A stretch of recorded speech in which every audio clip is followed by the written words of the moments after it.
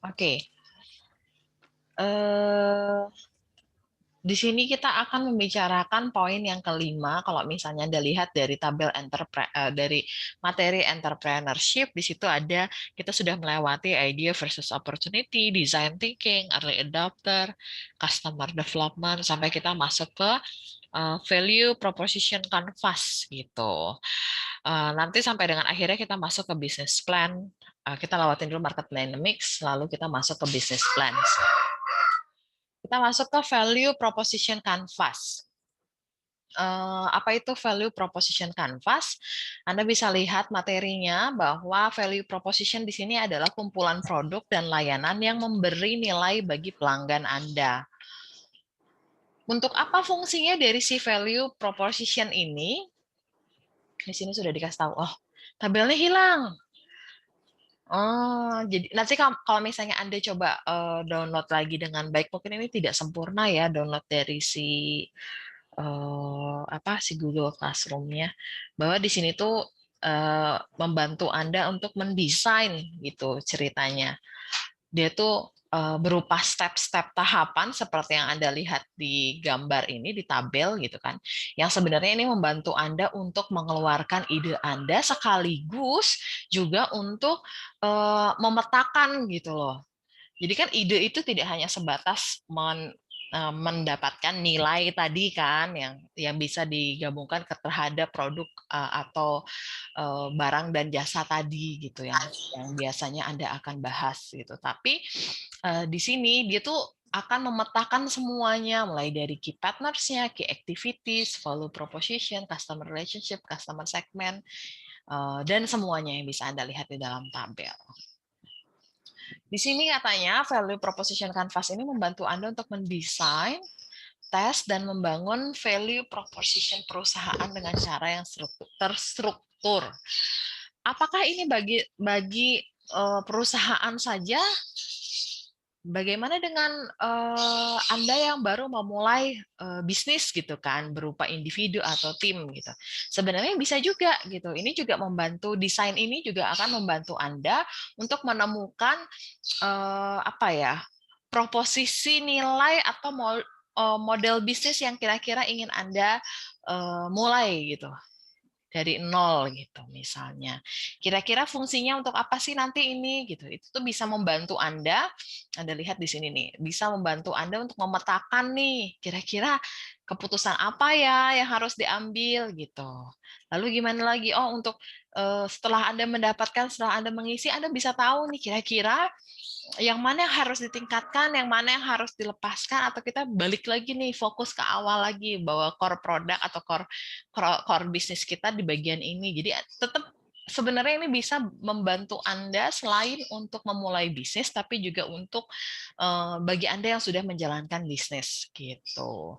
Bisa menjadi untuk memperbaiki, untuk menemukan lagi, atau misalnya kita core-nya udah jauh nih, udah terlalu jauh nih gitu. Kita balik lagi ke core awal kita. Apa sih intinya dari core awal bisnis Anda? Nah, itu juga gitu. Ini juga bisa menjadikan uh, kayak apa ya, bukti bahwa memang Anda sudah memikirkan bisnis Anda ini sudah sampai ke tahap yang jelas gitu loh. Sudah terisi semua sih tabel itu gitu loh, mulai dari cost-nya, revenue-nya dari mana nanti, customer segmennya siapa, dan segala macamnya. Jadi ini sebenarnya mempermudah Anda. Makanya ini biasanya si Canvas ini dipakai untuk memulai bisnis atau memaintain bisnis yang sudah ada gitu. Ini juga bisa melihat bahwa kalau misalnya ternyata ide Anda itu berhasil loh gitu loh. Atau misalnya ide Anda ini memang bisa nih dijadikan, si Canvas ini bisa dijadikan juga dasar untuk investor. Kalau misalnya Anda membutuhkan investor untuk bisnis Anda, silahkan gitu. Itu bisa juga dijadikan dasar gitu. Lalu apalagi itu juga membantu Anda untuk fokus tetap kepada tujuan awal Anda dari bisnis ini. Kadang-kadang kan kita mikir, oh ya ini bagus, tiba-tiba selama perjalanan bisnis ternyata berkembang nih customer segmennya. Oh, kita jadi lari kemana-mana nih. Nah, ini dia akan dengan mempergunakan si value proposition canvas ini untuk mengingatkan kembali core bisnis awal Anda sebenarnya mau apa gitu. Mulai dari mana kita akan belajar? Kalau di sini di value proposition canvas, kita akan mulai dari customer job. Kita akan mengisi segmen yang ini, customer segment sebelah kanan. Anda lihat bahwa di sini di customer segment ini ada kayak lingkaran bentuknya dibagi jadi 3 bagian gitu kan. Ini adalah customer segment. Kita akan bicara tentang customer segment. Bagaimana cara Anda untuk mengklasifikasi customer segment? Anda lihat bahwa di dalam lingkaran tadi, di situ ada kotak yang bagian yang paling kanan. Nah, paling kanan ini adalah dibagi menjadi customer jobs gitu. Nih lihat di sini. Nah, ini tabel yang pertama ini yang saya sorot. Nah, kita akan membahas bagian sininya dulu nih. Sebelah kanannya dulu. Oke ya. Yang sebelah kanannya kita akan bagi. Nah, ternyata di sebelah kanan itu adalah namanya customer jobs. Apa sih customer jobs ini gitu loh. Kenapa sih Bu kok customer segmennya harus dibagi gitu loh. Customer segment ini sebenarnya profil customer atau profil pelanggan atau segmen customer yang menggambarkan pelanggan yang secara spesifik yang dibutuhkan dari bisnis Anda atau model bisnis Anda tadi. Gitu loh. Jadi apakah semua customer segment itu jadi semua masyarakat? Tidak. Jadi yang ada sudah petakan bahwa dia adalah profil pelanggan yang sesuai dengan model bisnis Anda gitu. Jadi kita memerlukan ini untuk membuat lebih terstruktur gitu. Tidak hanya sebatas kalau dulu saya pernah ngajarin niche market itu adalah penspesifikasian kan. Nah, ini jauh lebih detail lagi dengan menggunakan si tabel lingkaran ini. Kita akan mencoba jauh lebih detail dan terstruktur gitu loh. Dia akan dengan profil ini kita akan memecah-mecah atau membagi-bagi customer berdasarkan tugasnya, kesulitan dan keuntungan yang dialami oleh pelanggan dengan value yang Anda tawarkan dalam produk atau bisnis Anda. Gitu. Nah, sekarang kita akan membahas customer jobs ini. Apa sih customer jobs ini? Gitu loh. What is the functional of job? What is emotional of job? What is basic needs? What is social jobs gitu. Di sini sebenarnya di customer jobs ini adalah menggambarkan apa yang berusaha diselesaikan pelanggan dalam pekerjaan dan hidup mereka.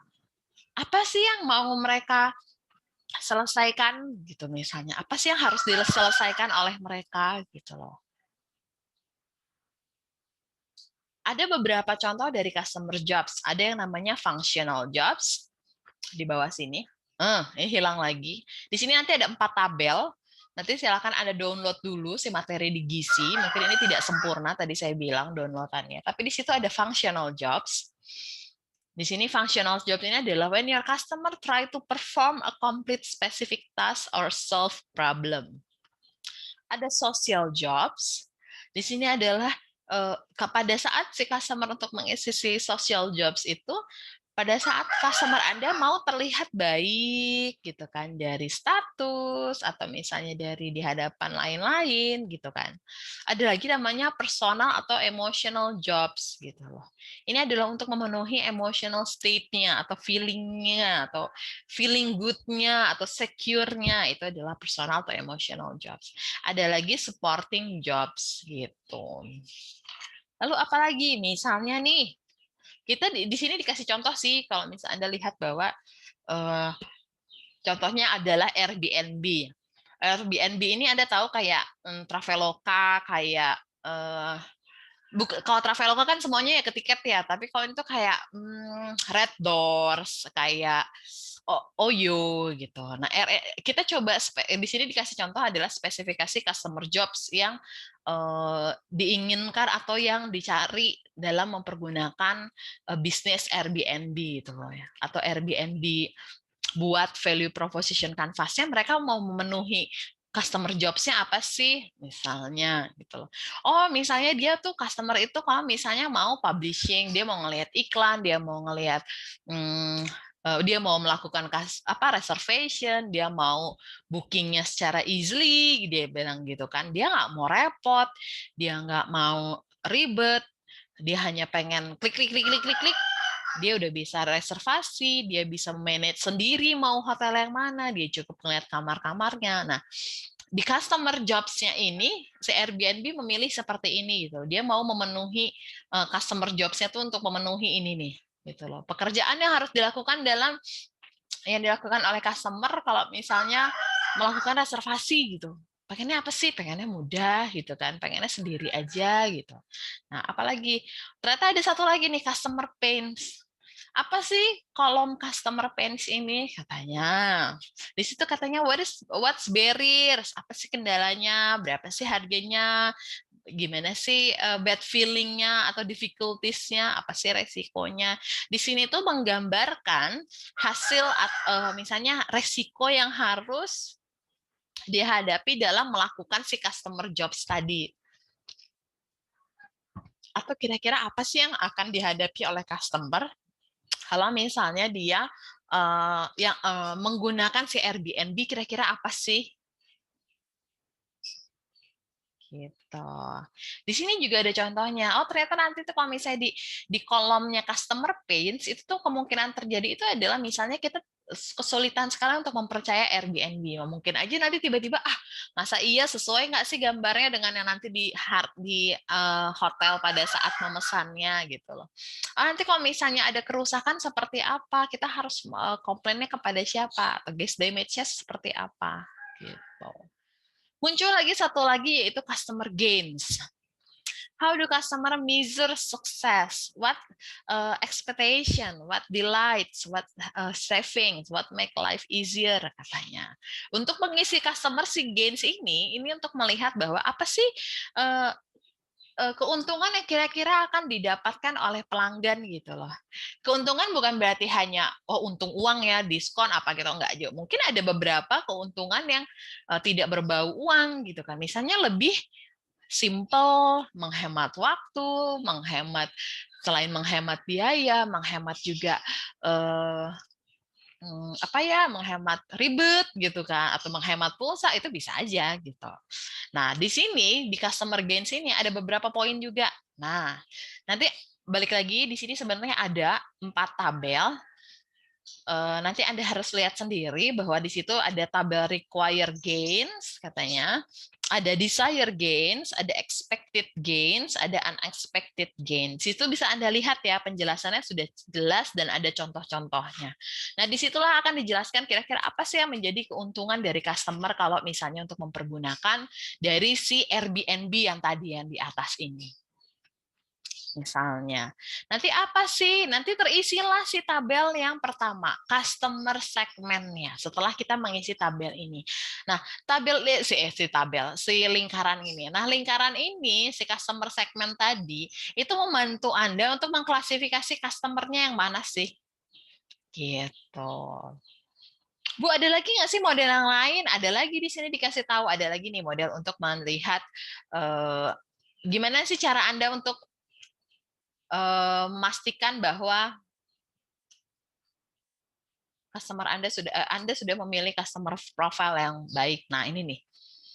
Di sini adalah tadi kita sampai di sini ya customer gains ya. Nah, di sini masuk ke sini adalah how good is your understanding of your customer jobs, pains and gains. Map out a customer profile. Ini yang bisa Anda lakukan.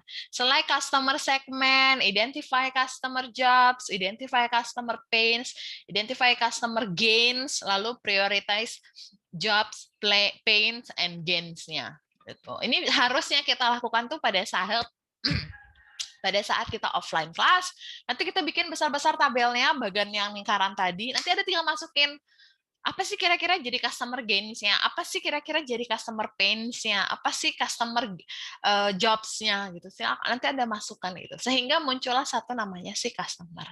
Muncullah ini nih. Oh, ternyata kalau misalnya mempergunakan Airbnb, customer gains-nya itu dia bisa additional revenue. Misalnya dari mana ya? Bisa jadi si Airbnb-nya dapat dari mana? Oh, dari iklan-iklan misalnya, atau dari booking-booking yang lain. Bisa dapat apa? Oh, community-nya. Misalnya, ada nih community khusus untuk share mengenai kayak gini-gini apa si Airbnb ini. Biasanya sih ada kayak ini ya, komunitas-komunitas pengguna ini gitu kan. Berbagai macam pilihan yang bisa dipilih, ada local experience, ada price-nya mungkin jauh lebih murah. Nah, jadi tidak hanya sebatas uang ya, tapi dia juga bisa mendapatkan hal-hal yang lain. Gitu. Oke, masuk ke product and service. Tadi kita bicara tentang si customer segment. Kita akan masuk ke sisi produknya. Kita balik lagi ke tabel yang di atas, ke value ke canvas yang tadi. Nah, di sini kita akan mengisi value proposition-nya dari sisi produknya. Ini kita bicarakan tabel yang berbentuk persegi ini. Oke, di sini juga dibagi menjadi tiga bagian si perseginya itu. Kita akan bicarakan mengenai yang pertama dulu di sini. Di sini adalah product and service. Kita balik lagi ke tabel yang pertama, ke tabel yang terakhir. Setelah kita mengisi si customer ini, customer segment, dia dapat nih. Kita akan membicarakan tentang product and service. Gitu. Nah, di sini kita akan coba memetakan nilai apa sih yang kita miliki, yang difference between other product. Kalaupun kita punya kesamaan produk, berarti kita memiliki nilai yang berbeda yang akan kita tawarkan kepada customer. Atau memang kita memiliki produk yang entah itu barang atau jasa yang memang berbeda gitu. Tapi kalau misalnya pun sama tadi gitu, apakah kita memang memiliki nilai yang berbeda? Nah, kita harus meliskan di sini. Gitu. Kita akan matchingkan antara apakah produk yang kita tawarkan sesuai dengan yang customer segment kita tentukan tadi. Balik lagi. Oke. Nah, di product and service juga tadi saya balik lagi di sini adalah 4. Ada 4 tabel juga. Gitu. Oke. Bu, jadi kita ngapain sih dari si produk untuk memetakan nilai tadi ini? Untuk mencari nilai tadi yang sesuai dengan customer ini kita harus ngapain? Misalnya, kalau misalnya nanti di apa namanya? Pada saat kita memetakan nilai, kita tuh harus memiliki list-listnya kira-kira apa sih yang sesuai dengan si kebutuhan dari si customer tadi gitu loh. Anda harus bisa menggambarkan atau menunjukkan bahwa fitur dari tadi itu yang jauh lebih detail gitu. Jadi jangan hanya produknya ini tok gitu. Ya, jadi jangan sampai hanya satu sisi aja gitu, hanya satu poin aja gitu. Di peta nilai ini Anda harus bisa menggambarkan fitur dari sebuah proposisi nilai spesifik dalam model bisnis Anda dengan cara yang jauh lebih detail dan terstruktur. Peta ini memecahkan proporsi nilai Anda menjadi produk dan jasa yang merupakan pereda kesulitan atau pencipta keuntungan seperti yang tadi. Ingat bahwa tidak semua produk yang nanti kita tawarkan itu memiliki apa ya? Tidak relevan gitu loh dengan pelanggan gitu loh. Jadi ada beberapa hal yang sesuai dengan pelanggan Anda, ada juga yang tidak sesuai gitu. Ada yang mungkin nilai Anda ini harus dimiliki oleh beberapa jenis segmen, tapi belum tentu juga harus dimiliki oleh segmen yang lain, ngerti kan? Nah, yang kita akan pilih adalah yang membutuhkan betul-betul nilai dari si produk Anda itu tadi, si nilai tadi dari produk dan jasa yang Anda tawarkan. Kita balik lagi bahwa ada beberapa jenis nih dari si produk tadi. Oh, ini dari. Nah, di sini ya di dalam tabel ini itu ada physical. Jadi ada atau tangible product. Tabel itu ada physical atau tangible. Nah, itu adalah produk-produk yang merupakan hasil pabrikan. Lalu ada namanya intangible product. Intangible itu ya kayak jasa gitu kan, atau misalnya kayak hak cipta juga kan intangible ya, tapi hak cipta juga bisa dijual gitu kan, maksudnya misalnya karyanya bisa dijual gitu karena kita memiliki hak ciptanya gitu. Nah, bisa juga apa nih, digital product gitu. Digital product tuh kayak apa? Kayak Spotify, musik yang bisa di-download, atau misalnya jasa apa ya? Film-film gitu kan, Netflix itu kan salah satu juga produk digital gitu kan, podcast itu juga salah satu produk digital. Lalu ada finansial, misalnya kayak financial product tuh kayak investasi saham gitu kan, atau jasa dalam brokers, itu kan jasa ya, dijual oleh brokers itu kan adalah jasa gitu kan. Nah, jadi nanti yang harus Anda isi dari produk dan service tadi di kolom ini, di kolom yang ini, itu Anda harus meliskan kira-kira daftar atau produk atau daftar produk atau jasa yang bisa Anda tawarkan gitu loh, yang bisa menyelesaikan, yang bisa membantu customer untuk menyelesaikan tugas tadi, yang tadi gain-nya, pain-nya, customer jobs-nya gitu. Dan ingat bahwa tidak semua produk itu bisa memenuhi kriteria customer tadi gitu. Ada yang mungkin dibutuhkan si list produk Anda itu, tapi ada juga yang tidak dibutuhkan gitu. Oke? Muncullah satu lagi namanya dikatakan, ini kita tadi udah bahas. Kira-kira kalau di Airbnb untuk memenuhi ini semua apa nih misalnya?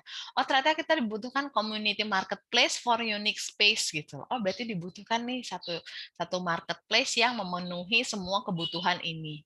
Munculnya apa? Kita lihat lagi. Pain relievers, pain relievers ini apa sih? Pereda kesulitan, kira-kira apakah produk yang kita tawarkan ini meredakan kesulitan tadi si pain gains tadi, si pains tadi nggak sih? Gitu. Apakah bisa nggak sih meredakan kesulitan si pelanggan? Produk kita tuh harus bisa memenuhi kesulitan yang pains tadi ini. Makanya kita dibilangnya adalah pain relief gitu kan. Bisa meredakan tidak? Yang bisa jadikan Anda, yang dijadikan Anda referensi adalah misalnya pertanyaan-pertanyaan seperti ini. Apakah Anda menghemat waktu?